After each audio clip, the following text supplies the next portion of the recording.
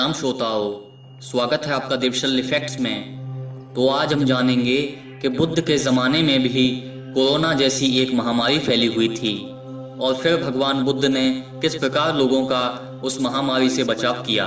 तो चलिए देखते हैं। एक कथा के अनुसार वैशाली राज्य में बहुत अधिक महामारी फैली हुई थी। मृत्यु का तांडव नृत्य चल रहा था। लोगों को समझ नहीं आ रहा था कि इससे कैसे बचा जाए। हर तरफ मौत ही मौत दिखाई दे रही थी। लिच्छवी नामक राजा भी चिंतित था। कोई उस नगर में कदम नहीं रखना चाहता था। दूर दूर तक डर फैला हुआ था। तब समस्त लोगों ने एक मत होकर यह तय किया कि अब इस महामारी से तो भगवान ही बचा सकते हैं। तब उन्होंने गौतम बुद्ध को वैशाली आने का निमंत्रण भेजा। वहां के लोगों का विश्वास था कि बुद्ध के आने और उनके दर्शन करने से महामारी समाप्त हो जाएगी। बुद्ध ने इस निमंत्रण को स्वीकार कर लिया। भगवान बुद्ध का एक सम्राट की तरह स्वागत किया गया।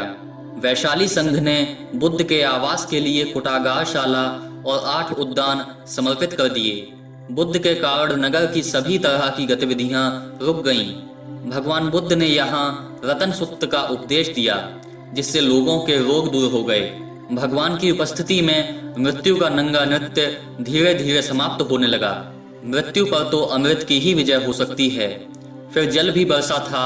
सूखे वृक्ष पुनः हरे हुए थे। फूल वर्षों से न लगे थे, फिर से लगने लगे। लोग अति प्रसन्न थे। जब भगवान बुद्ध ने वैशाली नगर से विदा ली थी तो लोगों ने महोत्सव मनाया था। उनके हृदय आभार और अनुग्रह से गदगद थे। फिर किसी भिक्षु ने भगवान से पूछा था कि हे स्वामी, यह चमत्कार कैसे हुआ। तब गौतम बुद्ध ने कहा, हे भिक्षुओं, बात आज की नहीं है। मैं पूर्व काल में शंख नामक ब्राह्मण होकर प्रत्येक बुद्ध पुरुष के चैत्यों की पूजा किया करता था, और यह जो कुछ हुआ है उसी पूजा के विपाक से हुआ है।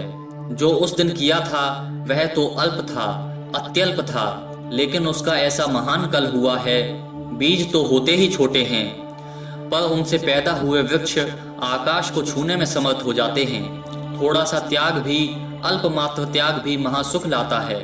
थोड़ी सी पूजा भी, थोड़ा सा ध्यान भी जीवन में क्रांति बन जाता है, और जीवन के सारे चमत्कार ध्यान के ही चमत्कार हैं। तब उन्होंने यह कहा, थोड़े से सुख के परित्याग से यदि अधिक सुख का लाभ दिखाई दे तो धीर पुरुष अधिक सुख के ख्याल से अल्प सुख का त्याग कर दे। दूसरों को दुख देकर जो अपने लिए सुख चाहता है वह काल चक्र में फंसा हुआ रहता है। व्यक्ति कभी उससे मुक्त नहीं हो पाता है। इस घटना से हमें यह शिक्षा मिलती है कि हमें विपरीत परिस्थिति में भी सभी तरह की गतिविधियां छोड़कर भगवान की शरण में जाना चाहिए। शांतिपूर्वक बैठकर ध्यान करना चाहिए।